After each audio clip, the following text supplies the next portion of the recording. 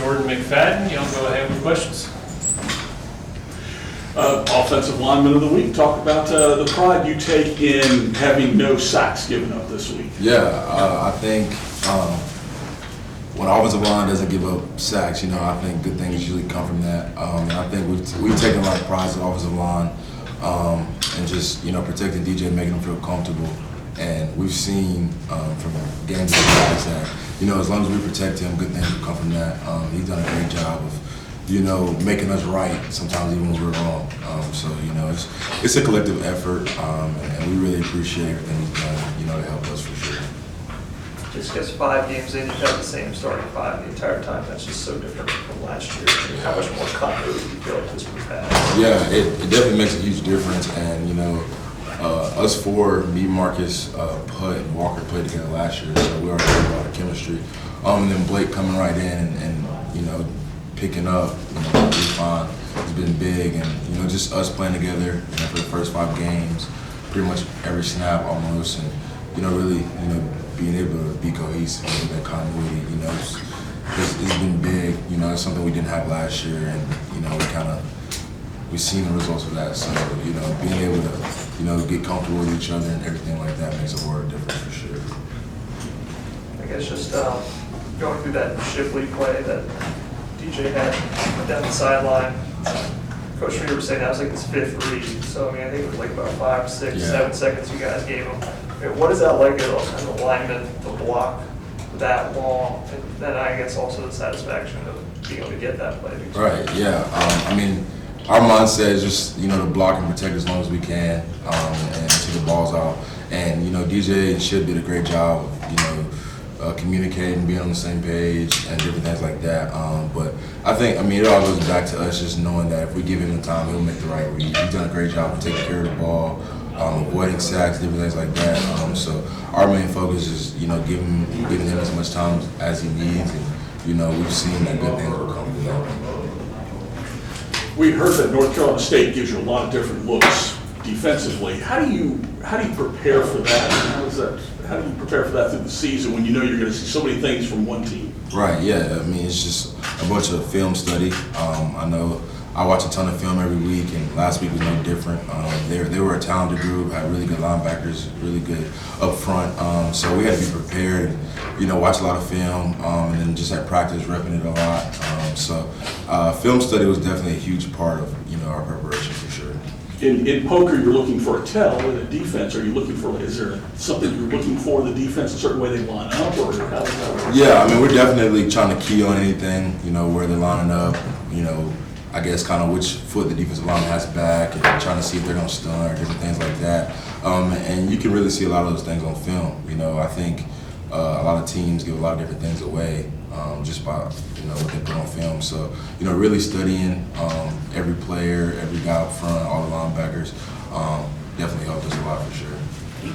Against NC State, Walker got hurt and he came back 3 drives later. What does that say about just kind of him and his toughness? And do you guys feed off of that as an offensive line? Absolutely. Just being around Walker since he was a freshman, we knew, he was as tough as it gets, and he really cares, and he loves to play and loves to be out there with us. So I knew, there's pretty much no doubt in my mind that he would be back in the game.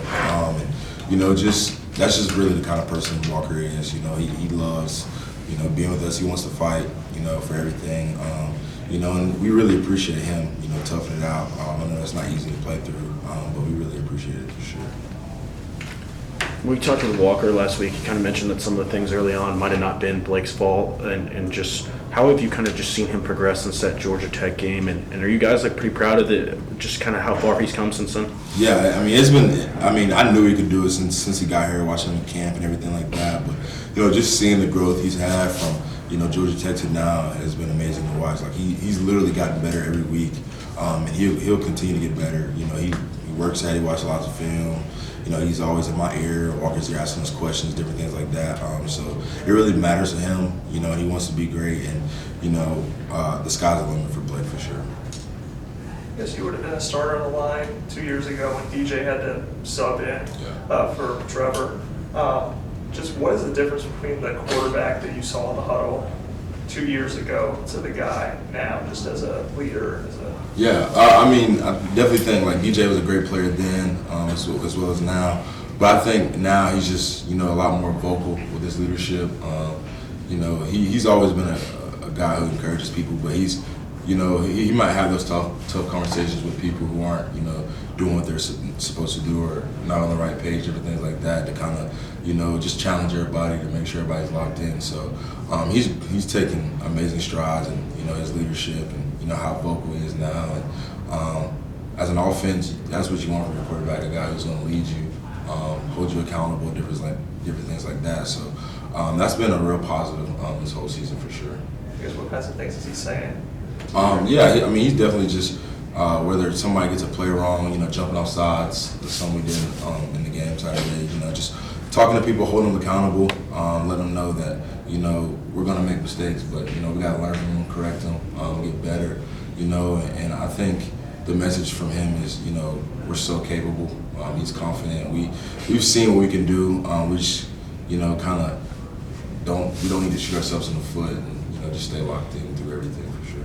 Dabo was saying during the presser he likes the evolution of this offense so far, but he's still looking for those minor steps, the precision rather, in eliminating the mistakes you just alluded to. In your eyes, what's the next step for this offense to continue progressing? Yeah, it starts at practice. I think we were able to perform well Saturday because we had great practice last week, great preparation. And, it's going to be the same thing from this week and every week on. And, really locking into those details so we don't have the offsides or, maybe running the wrong player, not on the same page, different things like that. So it really all just starts in practice and being locked in. Well, Shipley was telling us last week that he sometimes gets a little too intense and will actually yell at the line if something isn't quite right. Did he just come in as a freshman just with the confidence to, we're talking about DJ earlier, but like Shipley come in, like willing to lead and to be verbal and all that? Yeah, Shipley definitely came in with that, with the ability to lead as a freshman. And, we've seen it ever since he first got here. It's different, but, we love it. Like, he really brings the fire out of this offense. I think, he's a big part of, why we're conceding for sure. But just his fire, his grit, and, the way he carries himself on the football field, it definitely gets the rest of us going for sure. I think he says that, like, you guys just kind of understand that's his intensity. So if he, says something, get me to hold, like, you guys understand it. Yeah, we definitely, he's very passionate about what he does. And he cares. He wants to be great. He wants to be really good. And that comes with it. And our job is to block for him. Make holes for him so he can run through them. And if we're not doing that, he has the right to hold us accountable for sure. So none of us we don't have a problem with it. We understand where it's coming from, and we should keep getting better. Describe the confidence or belief in this team. You got the offensive unit come together, then the defense, the type of performance they put out. Describe the confidence and the belief of this team. Just mash it all together. Yeah, everybody believes, that win against Wake Forest, was a lot, it meant a lot for us just to get that one in double overtime. And, the crazy thing is we're 5-0. Our whole team hasn't even played yet. And that's kind of the big thing. Like, we still haven't played our best game, 5-0. It's the best you could be right now, but we're still missing key pieces. But this team, we believe that we can do anything. We believe that we can be great, and I think we'll continue to show that. Dabo talked in length about tight ends and Davis Allen being player of the game. How valuable to you is Davis Allen for you? Yeah, he means the world to me. And I've said that since Davis got here, that he's a pro. The way he carries himself, and the way he can block and catch, he means a lot to this offense. He works his tail off at practice to be the best player he can be. To say he means a lot to this offense is an understatement for sure. I think last week where you played felt like 100 snaps in that Wake Forest game. And how did you feel after that? I was definitely a little sore, but our training staff has done a great job of getting us healthy, making us feel great, and different things like that. Being a vet, I understand how important it is to take care of your body. So I'm living in the training room in our castle just to make sure I feel great at practice and I'm ready to go on Saturdays. Any questions for Jordan from Zoom?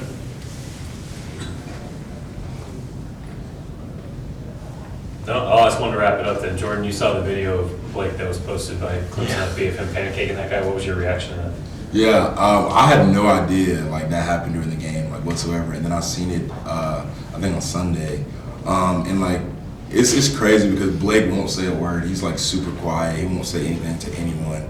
But then you see that video and like how much aggression he's showing, how much passion he's showing, and to think that he's literally only 18 and he has 3 more years of this, it's really crazy to think about. So he's gonna be special.